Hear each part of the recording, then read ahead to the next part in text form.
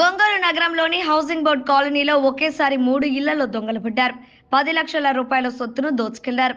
ఓ private కంపెనీలో watchman గా పనిచేసే ఆత్మకూరి శ్రీను ఇంట్లో తాళం పగలగొట్టి 6 లక్షల రూపాయల సొత్తును దొంగిలించారు. శ్రీను కుటుంబ సభ్యులు ఓ ఫంక్షన్ కోసం విజయవాడ వెళ్లి తిరిగి వచ్చేసరికి తాళం పగలగొట్టి ఉంది. క్వీజ్ కళాశాలలో పనిచేస్తున్న సోమేపల్లి హర్షవర్ధన్ ఇంట్లో దొంగలు పడ్డారు. ఆ ఇంట్లో ఉన్న రోల్డ్ గోల్డ్ నగలను దోచుకెళ్లారు. అదేవిధంగా మహమ్మద్ రఫీ ఇంట్లో కూడా దొంగలు పడ్డారు.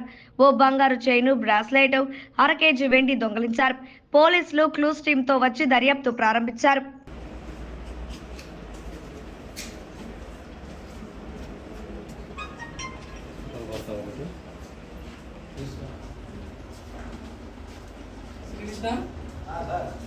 కొంచెం వైట్ పౌడర్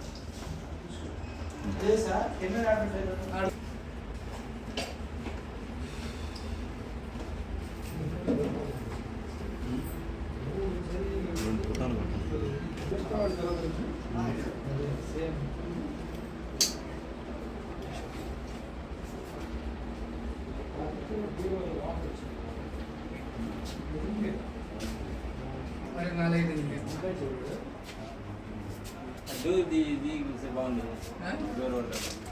ఎవరు నేనా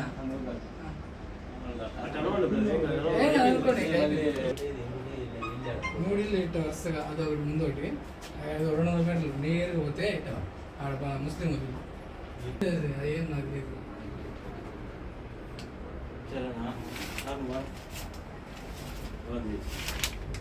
రైట్ కాదు